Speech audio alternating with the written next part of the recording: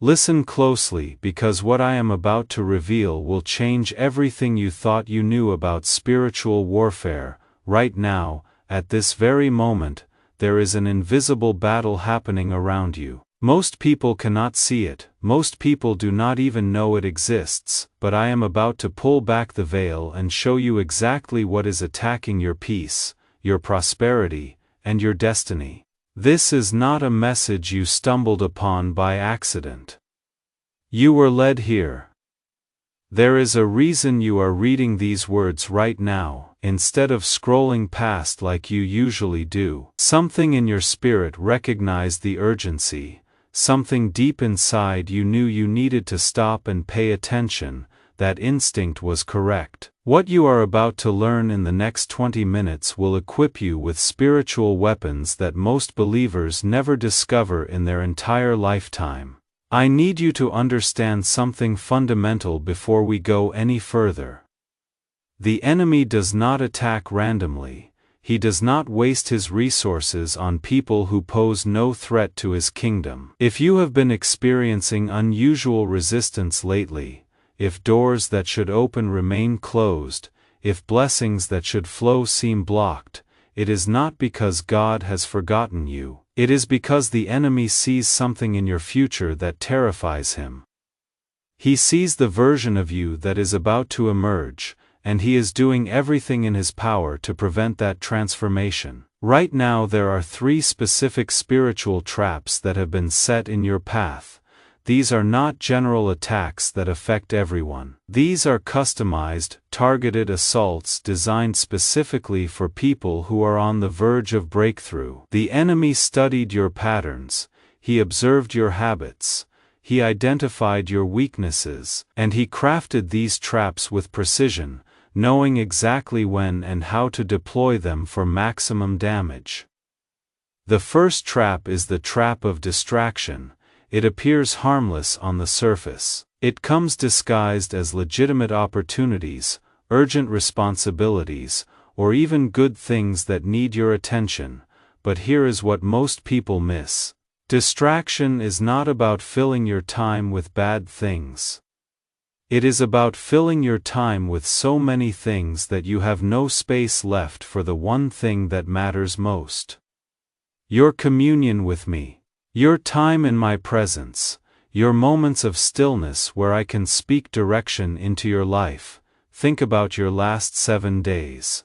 How many hours did you spend scrolling through content that added nothing to your spirit?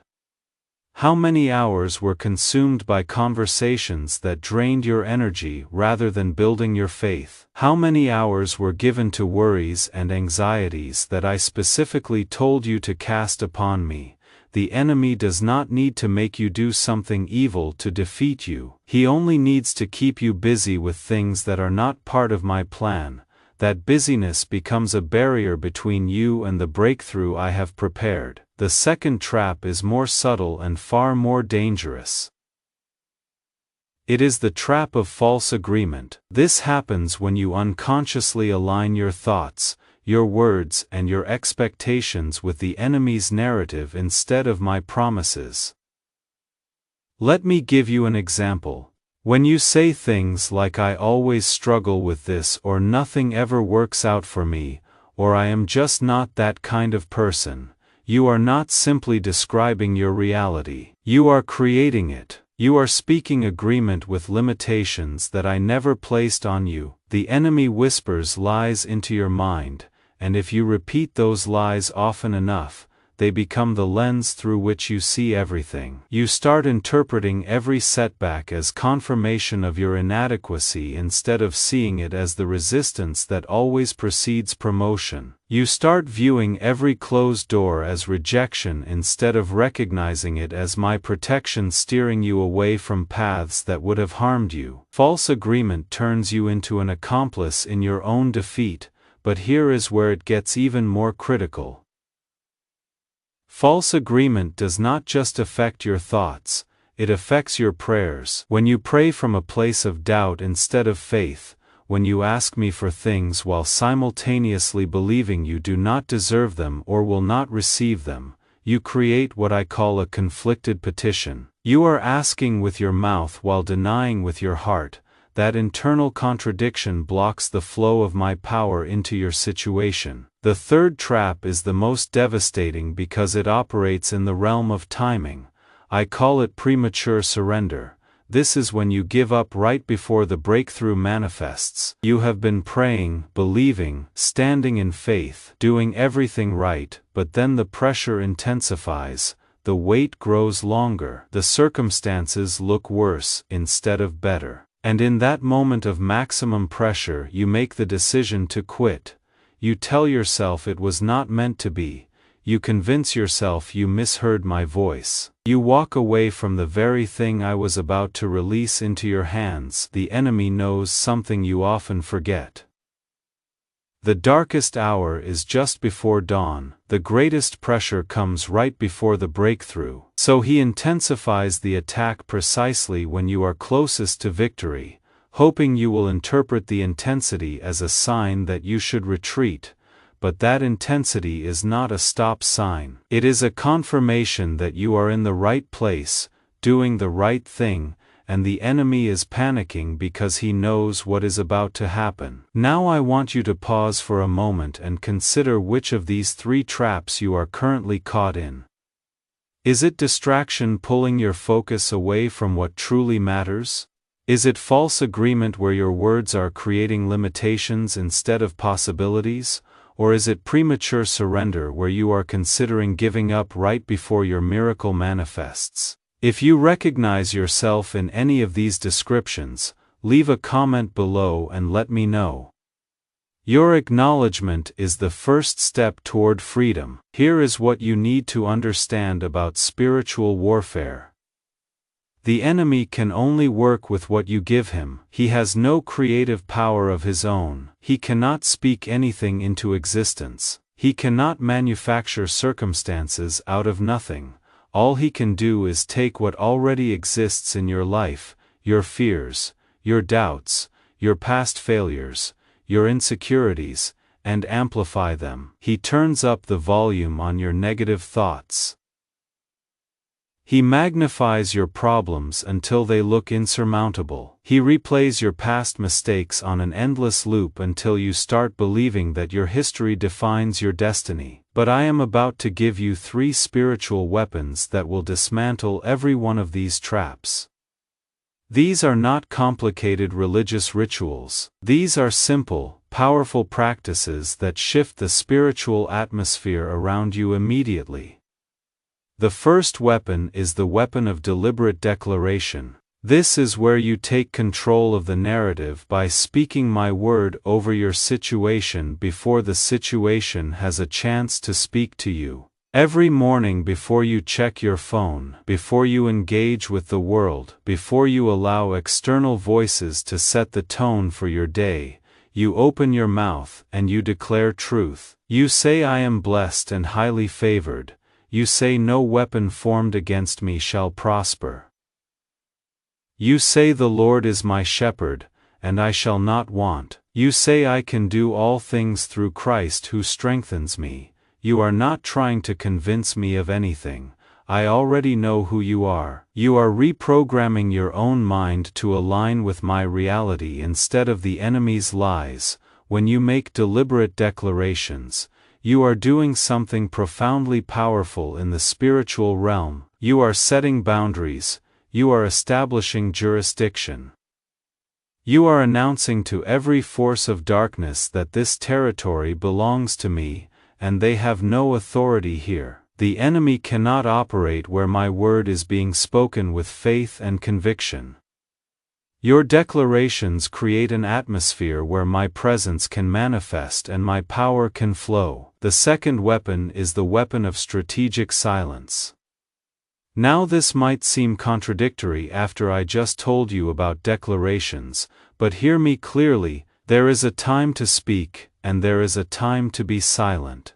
Strategic silence is when you refuse to defend yourself, explain yourself, or justify yourself to people who have already made up their minds about you. It is when you stop trying to convince doubters and critics and instead redirect that energy toward deepening your relationship with me.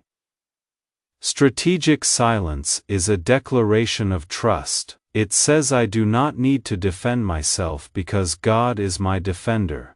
It says I do not need to prove my worth because God has already validated me. It says I do not need everyone to understand me because the only opinion that matters is God's opinion. When you master strategic silence, you become untouchable. The enemy can launch accusations, spread rumors, and stir up opposition, but none of it affects you because you are anchored in my truth rather than people's perceptions. The third weapon is what I call prophetic positioning.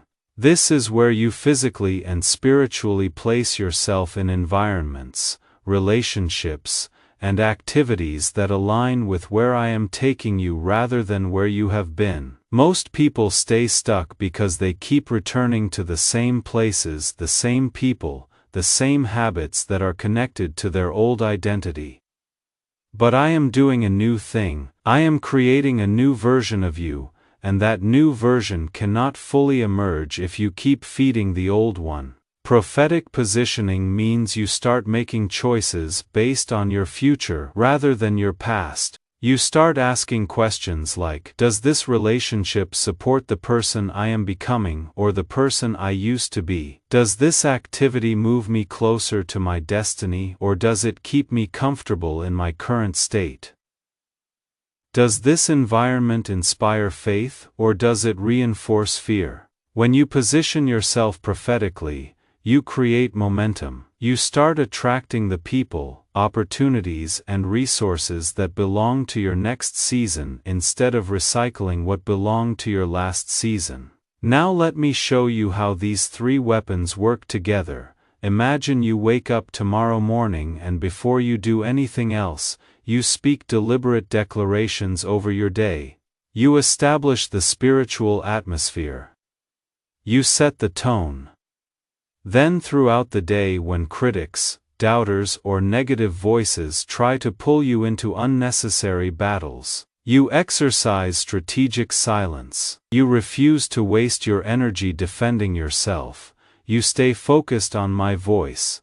And finally, you make decisions about where you go, who you spend time with, and what you invest your energy in based on prophetic positioning. You choose what aligns with your future, not what feels familiar from your past. When you operate with all three weapons activated, something remarkable happens. The traps that were set for you become powerless. Distraction cannot hook you because your declarations keep you anchored in purpose. False agreement cannot take root because your silence protects your peace and prevents negative narratives from gaining traction. And premature surrender becomes impossible because your prophetic positioning keeps you moving forward even when circumstances suggest you should retreat.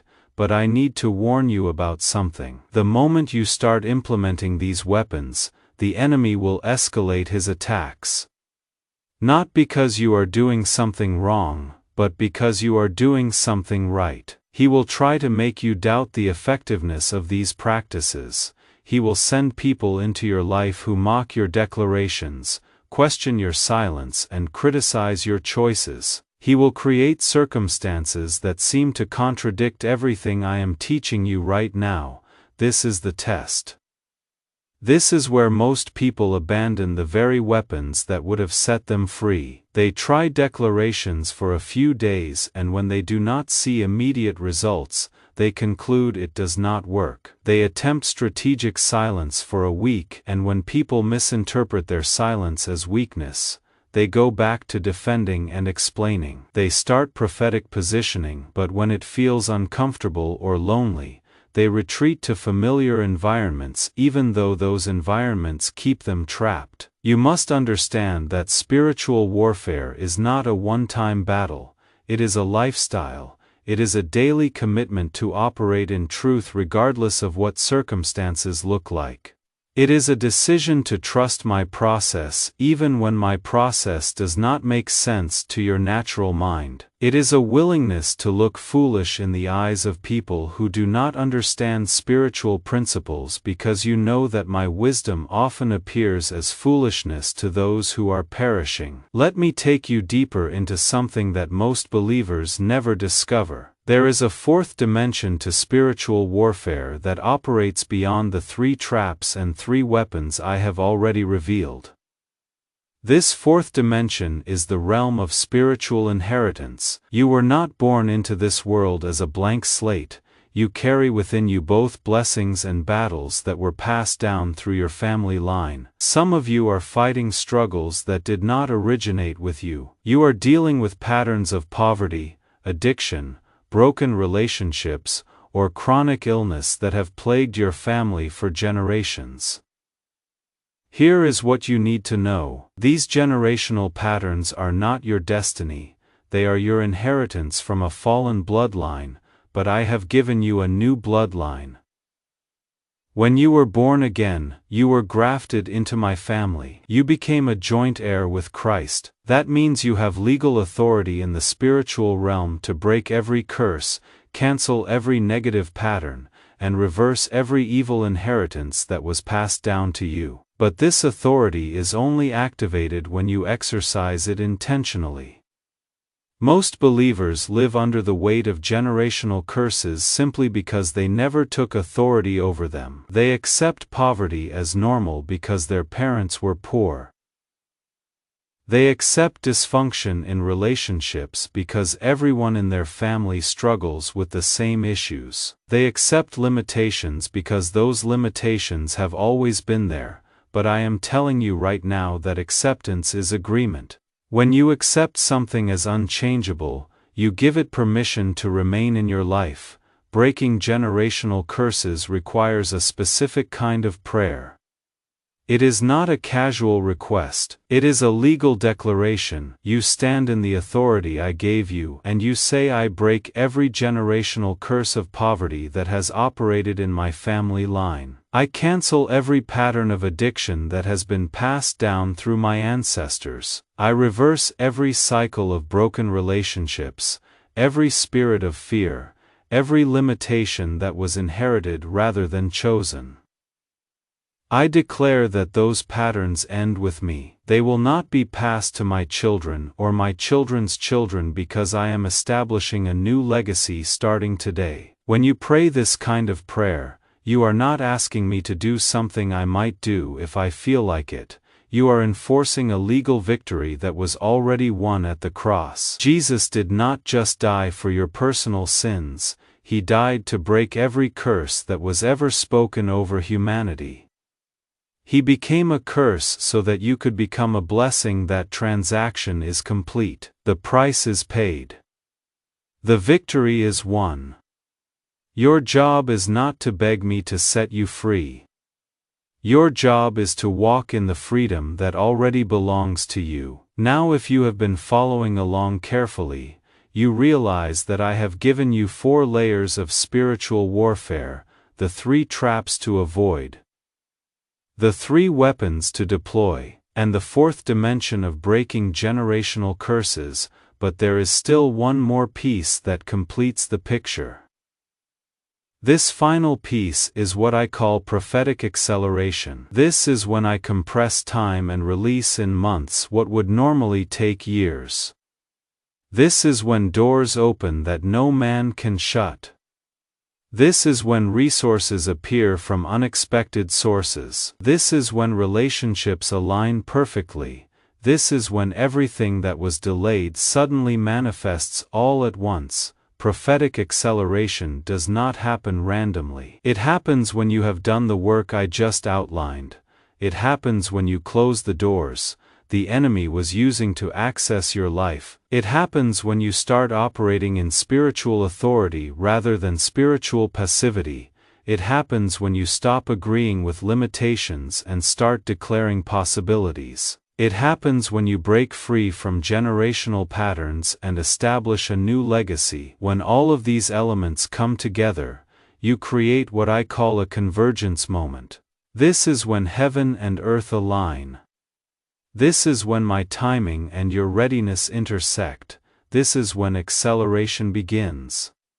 There is something I need you to hear clearly. The enemy wants you to believe that you are alone in this battle. He wants you to think that everyone else has it figured out and you are the only one struggling. He wants you to feel isolated, overwhelmed, and defeated. But that is a lie. You are not alone. You are part of a remnant of believers who are waking up to their spiritual authority. You are part of a generation that refuses to accept limitations that previous generations accepted. You are part of a movement of people who are breaking generational curses, walking in prophetic acceleration, and demonstrating what it looks like when heaven invades earth. And here is what happens when you connect with other believers who are operating at this level: your faith multiplies, your breakthroughs accelerate, your impact expands. Because spiritual warfare is not just an individual battle, it is a corporate battle. When you link arms with others who understand these principles, you create a synergy that is exponentially more powerful than anything you could accomplish alone. This is why I am telling you to share this message. Not because I need more views or comments, but because there are people in your circle who need to hear this right now. There are people in your life who are on the verge of giving up, and this message could be the lifeline that pulls them back from the edge. So let me ask you directly: who comes to mind as I am speaking these words? Who do you know that needs to hear this message today? Do not ignore that prompting. That is my spirit giving you a prophetic assignment. Send this to them right now, tag them in the comments, share this with your family, your friends, your church community. Because when you become a conduit of my truth, when you help deliver someone else from the traps the enemy set for them, you are not just blessing them, you are positioning yourself for greater blessing, because I reward those who partner with me in setting captives free.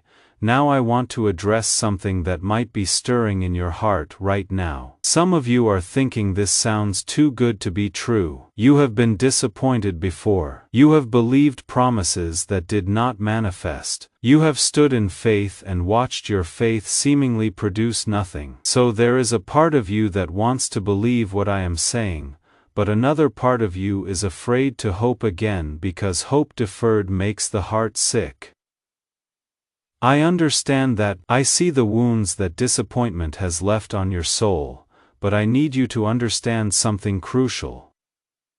Past disappointments were not failures, they were preparation. Every time you stood in faith and did not see the result you expected, you were building spiritual muscle. Every time you declared truth in the face of contradicting circumstances, you were developing authority. Every time you refused to quit, even though quitting would have been easier, you were proving to the enemy that you are not someone he can defeat with pressure. Those experiences were not wasted. They were training, and now you are about to step into a season where all that training pays off. You are about to see why you had to go through what you went through. You are about to understand why certain doors had to close so that the right doors could open. You are about to witness how I was working everything together for your good even when it looked like everything was falling apart. This is the moment where faith transitions from theory to reality. This is where you stop just believing that I can do something and you start experiencing me actually doing it. This is where your testimony shifts from "I hope God will come through" to "let me tell you what God did." And when that shift happens, when you move from hoping to knowing, you become dangerous to the enemy's kingdom, because you are no longer operating in wishful thinking. You are operating in demonstrated power. Let me give you a practical framework for the next 40 days. I want you to commit to 40 days of intentional spiritual warfare using everything I have taught you. 40 is a significant number in Scripture. It represents a period of testing, transformation, and breakthrough. Moses was on the mountain for 40 days. Jesus fasted for 40 days. the Israelites wandered for 40 years. 40 represents a complete cycle where something old ends and something new begins. For the next 40 days, I want you to start every morning with deliberate declarations. Speak my word over your life for at least 10 minutes before you engage with anything else. Then throughout the day, practice strategic silence. Do not defend yourself to critics. Do not explain yourself to doubters. Keep your peace guarded. In the evening, examine your choices through the lens of prophetic positioning. Ask yourself, did I make decisions today based on where I am going or where I have been? And at least once a week, pray specifically to break generational curses and establish a new legacy. If you do this consistently for 40 days, I promise you will not be the same person at the end of this period that you are at the beginning. Something will shift, something will break, something will open. You might not see it all happen on day 40, but you will see enough evidence to know that something significant has changed in the spiritual realm, and that evidence will fuel your faith to keep going, to keep fighting, to keep believing until everything I promised you fully manifests in the natural realm. I believe you will. I believe you are part of the remnant that refuses to quit. I believe you are one of the ones who will demonstrate to this generation what it looks like when someone fully surrenders to my will and fully activates their spiritual authority, and I cannot wait to hear your testimony of breakthrough. I cannot wait to see how your life transforms over these next 40 days and beyond. So go now, take what you have learned, apply it with diligence, fight with confidence, and watch as I move heaven and earth to bring my promises to pass in your life. Your breakthrough is closer than you think. Do not give up now.